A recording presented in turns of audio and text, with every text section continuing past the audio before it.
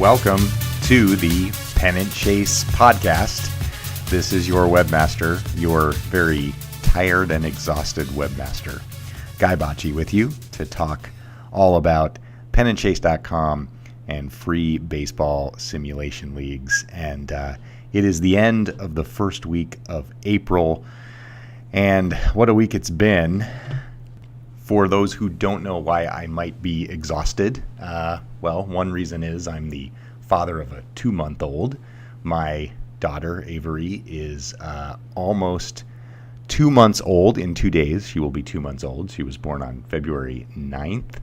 And also, my other child, pennantchase.com, had quite the turmoil and craziness this week. And if you're unfamiliar with what happened, let me give you the quick rundown. But first, let me put a little bit of a disclaimer out there. This episode, I think, is going to have quite a bit of technical deep diving and jargon, and we'll throw in a little fatherhood in there. So if any of those topics interest you, you'll be interested in this podcast.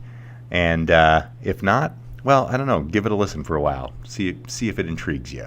So what happened on this website this week? For those who don't have any idea what I'm talking about, you're lucky. You missed the chaos. That's great. For those who do know what I'm talking about, you're probably sympathizing a little bit with me. I think most of you were pretty sympathetic this week in encouraging me to get through it and try to help everyone out. So what happened? So on Tuesday, earlier this week, the website went down for probably a couple of hours. And so here's what happened. Our hosting provider, actually our domain registrar, pointed our website at an old IP address. So let me explain some of this stuff. So when you go to your browser and you type in pennantchase.com, that is the domain name. So the domain name of our website is pennantchase.com. The full domain name is actually www.pennantchase.com. To get a little technical here, www is actually a subdomain of the main domain, which is pennantchase.com. You can have all sorts of subdomains if you wish, but for the purpose of our website, we only have one subdomain. It's www, and the domain name is pennantchase.com. So all domain names point to an IP address, and think of that almost like a telephone number. Your phone has a phone number, and if someone dials it, they get you. And if someone dials another number, they're not going to get you. They're going to get something totally different. That IP address maps to typically a web server where files live on a server, and those files are served up to you, the user browsing the website. So what happened was the registrar of our domain pointed pennantchase.com at an old IP address. In other words, an old telephone number of a version of Pennant Chase from long ago.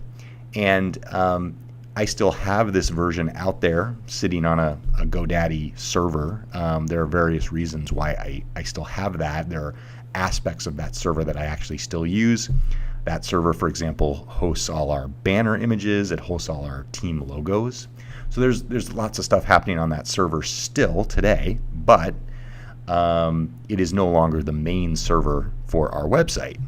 But the website got pointed back there. And so what happened was, if you tried to go to Pennant Chase during that time, you most likely just got an error page, because the old site doesn't really work any longer. Although I did hear reports that people said they would go to certain pages and they would see what looked like an old version of the site. So it may be very possible that many of you out there tried to get to a certain page and you actually were served up an older version of Pennant Chase, which probably wouldn't have worked very well. Nothing would have really happened. You probably couldn't have done anything, but you may have been seeing an old version of the website.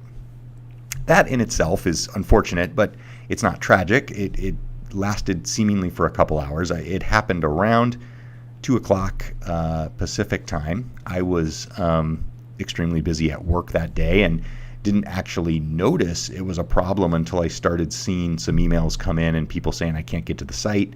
This was probably around 4 o'clock. So for most people, it had probably been broken for about an hour. If they changed the IP address around 2 o'clock, it probably would have taken 30 to 60 minutes for people to start seeing the problems.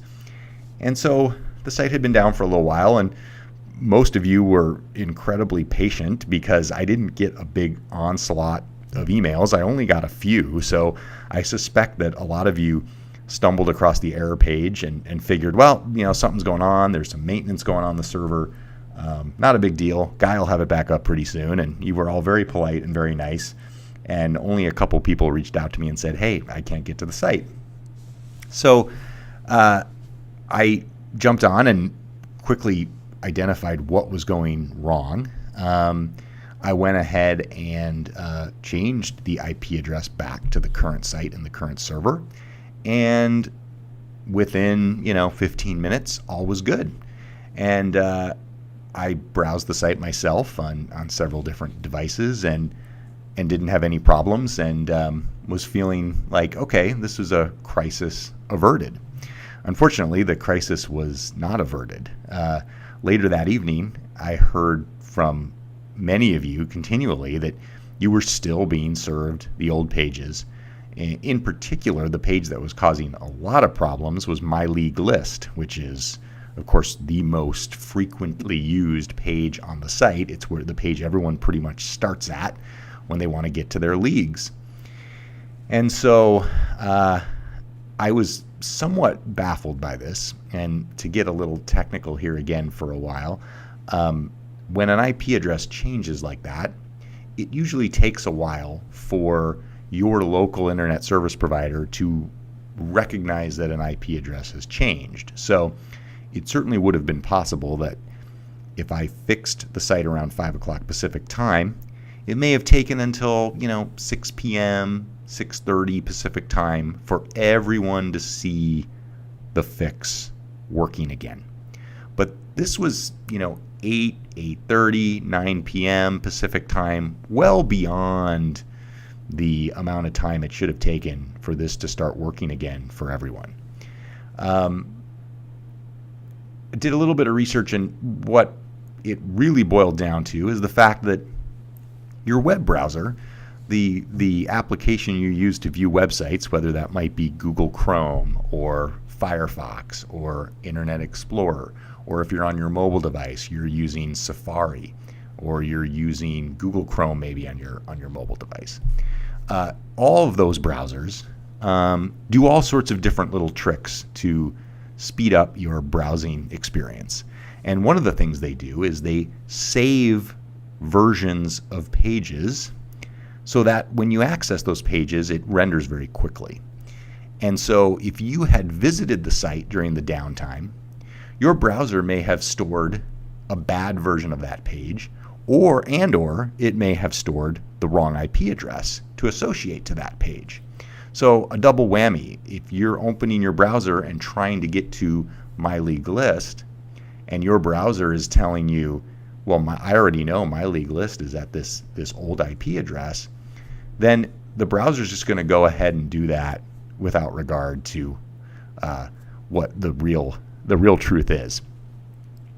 And so in doing some research, I was amazed to find out that some browsers can take up to 30 days to clear this information. Now, I think I don't know that to be true. I think it would be astonishing if a modern day browser held on to an old IP address or an incorrect or cached version of a page for quite that long. Browser's supposed to go back to the original server and say, hey, has anything changed? Because if anything has changed, then I want to make sure I get a new copy of the page. But if nothing has changed, then I'm going to go ahead and keep using the copy that I have stored locally.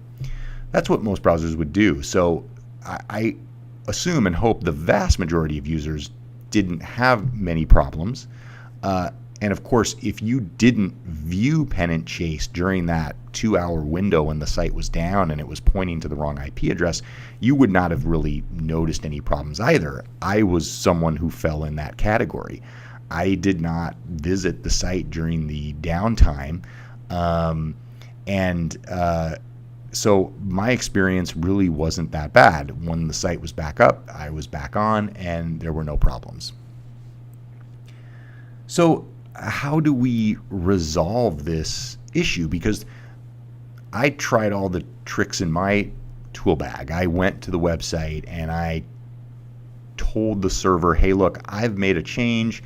You got to tell the browsers out there that a change has been made. When someone requests this page, you got to deliver them a new page. Don't deliver the cached page. Unfortunately, those of us in web developer land know that that is not foolproof.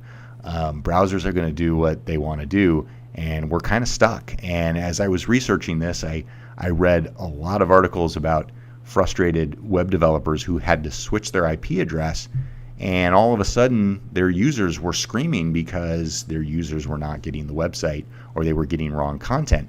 And it looks really bad to the user, and it looks like a problem with the website or the web developers, when in reality it isn't, and when in reality there's nothing you can do about it. So it's really a hopeless feeling. Many of you out there quickly recognize that if you cleared your cache or you viewed the website in incognito mode or private mode, things would all of a sudden start working. So now, why is that? Why if you opened up your browser and you started viewing it in incognito would things work? Well, what incognito or private browsing mode does is it ignores your history. It doesn't track your history. It doesn't track anything you do. It doesn't track your passwords and all that kind of stuff. So you're starting completely fresh. So if you opened up the site in a private window, there would be no cached history to destroy your experience, which is why it suddenly starts working.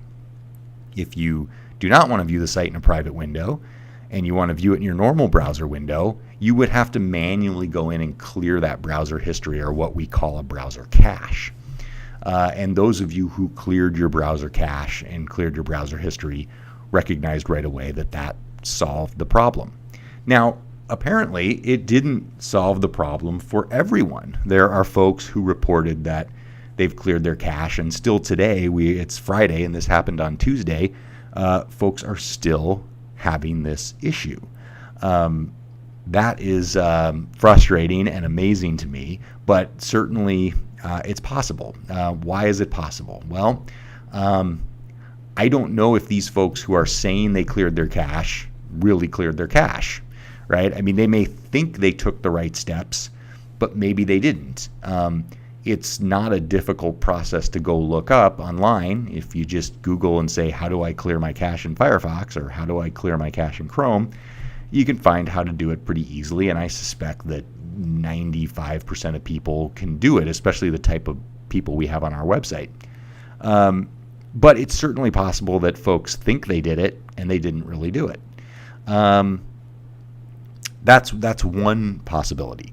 The other possibility is that even though you cleared your cache, it's possible that your web browser is for some reason hanging on to the wrong IP address that got rolled out on Tuesday when the problems happened.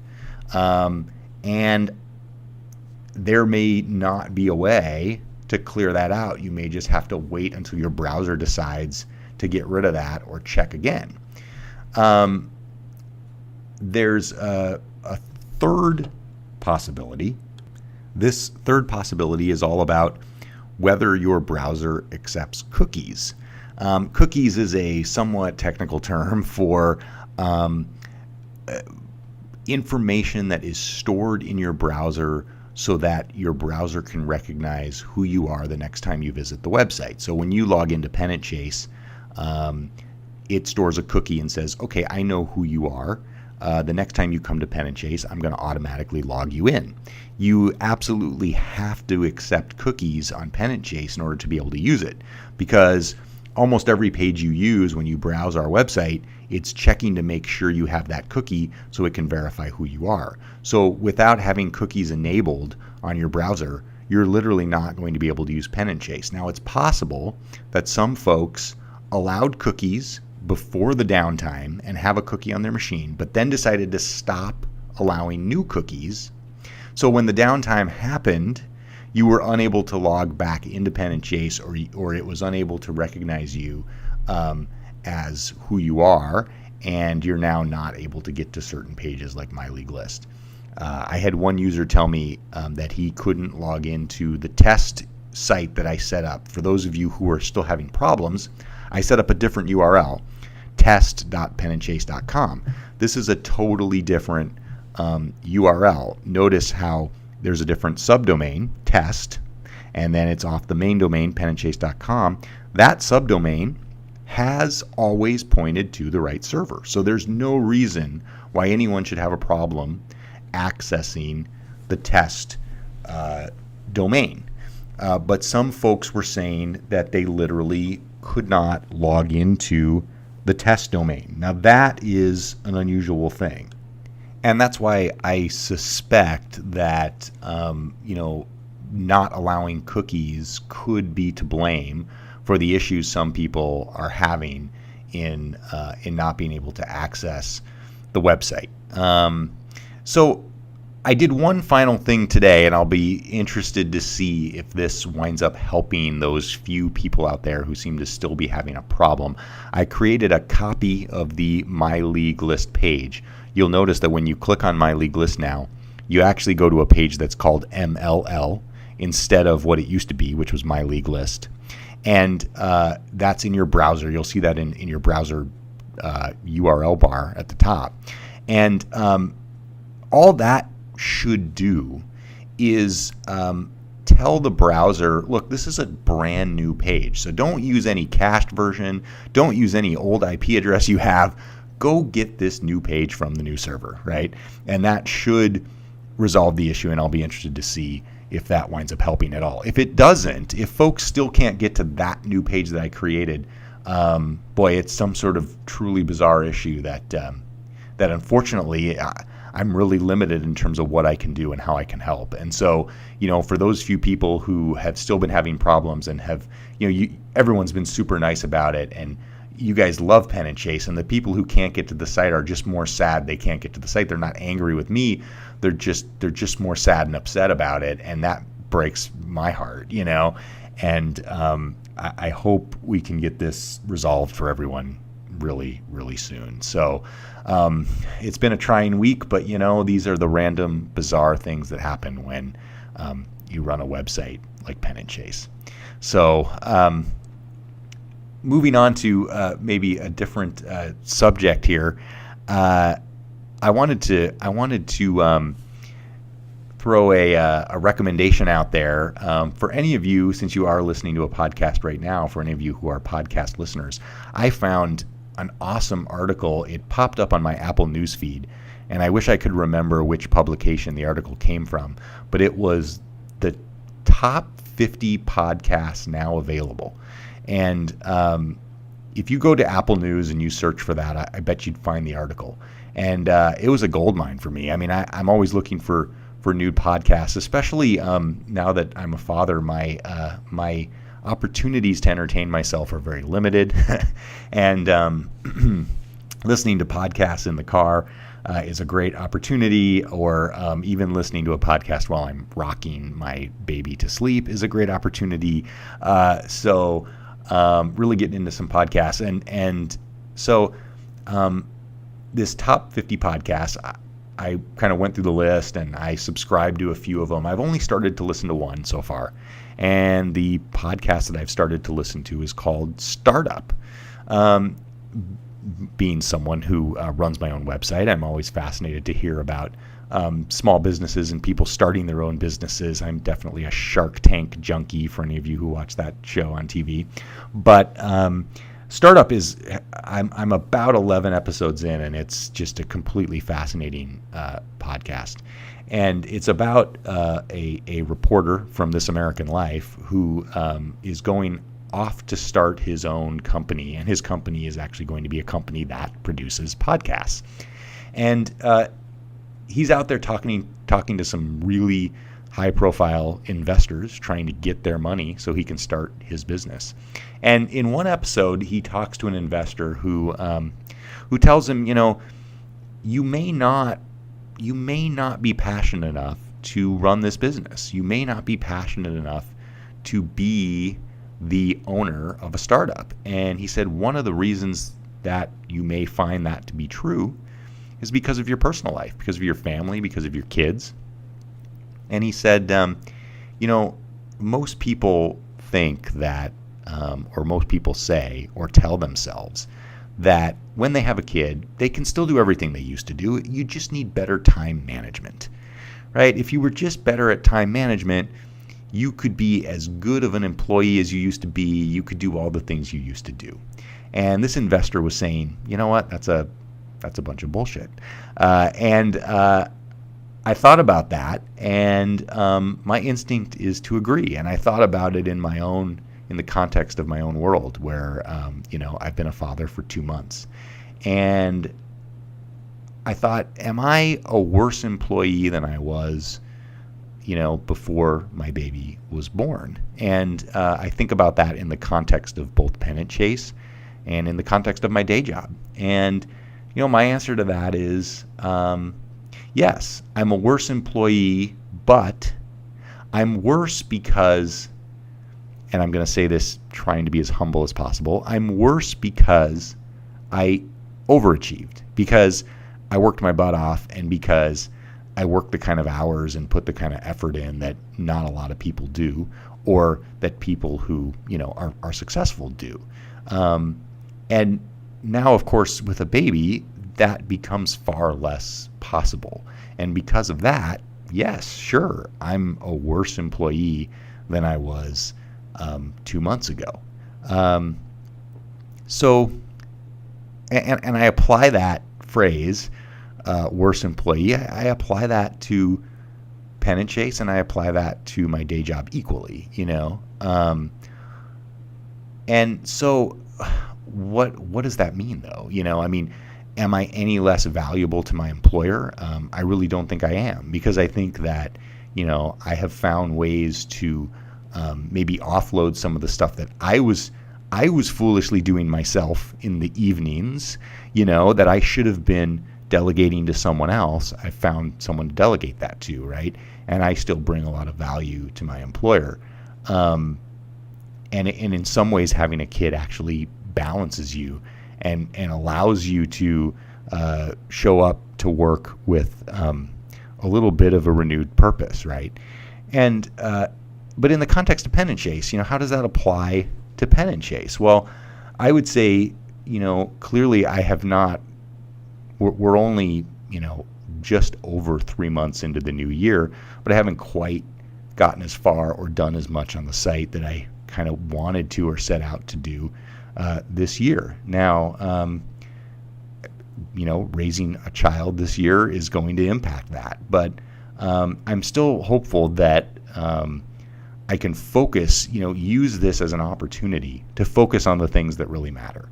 And so what really matters for Pennant Chase? And we've talked about this in past podcasts, and the things that I really want to focus on, what's bubbling to the top for most people are improvements around managing your team, managing your lineup, more specific control over various players on your team. So whether that be pinch runners or being able to set specific lineups against specific teams or specific pitchers.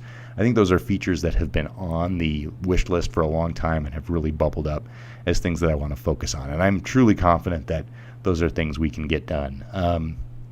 In the meantime, I'm continuing to sort of battle some other technical, operational things that frankly have to get done. So one of the things that has to get done is that modern day web browsers are really requiring that all websites be encrypted. And what that means is that when you go to your browser, you'll see a website. It either renders under HTTP or it renders under HTTPS, and the S means secure, and you have to place a secure certificate on your server and on your website so that your site is encrypted. And frankly, so we at Pennant Chase, we already have a secure certificate, and you can browse Pennant Chase in a completely secure fashion under HTTPS. Unfortunately, it's not 100% secure because, as I mentioned earlier in the podcast, we do host banner images and team logo images on a completely different server. So that makes us insecure. And so I have to do some technical things to make all of those pieces, make the entire website secure. And then once that happens, I have to essentially force every visitor to start using the secure version of the site rather than the insecure version of the site. So which means every time you visit Pennant Chase, you will be forced into the HTTPS version of Pennant Chase. That won't impact you in any way. It won't affect you. At least fingers crossed, I'm hoping it doesn't. I'll do a lot of testing, but it shouldn't really impact anyone. But it's something that has to be done because modern day browsers are requiring it. So, these are all the sort of interesting operational sorts of things that go on behind the scenes that I think the users of Pennant Chase, I think they're aware these things happen, they appreciate it, but they maybe don't know the context or the level of effort behind it. And so anyway, that's something that is on my radar, something I want to do this year. And to add to this crazy week, I just encountered another roadblock in that I was looking to switch our email server to a more sophisticated platform that would actually give me some data around how many emails are we sending out, how many people are opening those emails, how many people are clicking on those emails. Today, I don't get any of that. We just, emails go out. I don't know how many. The nice thing about that is that there's really no cost to it, no additional cost at least. But at the same time, I don't really know what's going on. So moving to a more sophisticated email platform would give me that insight, but would also cost me some money. I'm willing to spend a little bit of that money to have that insight. The problem is I just started piloting it this week, and I found out that Amazon, who hosts our current server, it's against their policy on my particular server to be using a service like that. So that got shut down. So it's just been a really interesting week. And amongst all of this, Major League Baseball has started. Like, when did that happen? And it's just such a bizarre time in my life personally to think that I can hardly even recognize or take note of the fact that the Major League Baseball season has started, which is just crazy to me. And it probably doesn't help that my favorite team, the Chicago White Sox, were rained out 2 out of their first 3 games of the season, which has got to be the most bizarre start to a Major League Baseball season that I've ever experienced from my favorite team for 2 of the first 3 games to be rained out. It's just a very weird start to the season, but it's going to be a very weird season for the White Sox on the South Side, who are rebuilding and are going to watch Chris Sale, dominate over in Boston. So I don't know that I'm particularly looking forward to this season anyway. With that said, I think we're going to go ahead and sign off. I know this has been an earful, this episode. I hope you have found some of it interesting or entertaining. And I hope you all do enjoy the start of the Major League Baseball season and have a great spring and summer ahead. And we will talk to you hopefully very soon on the next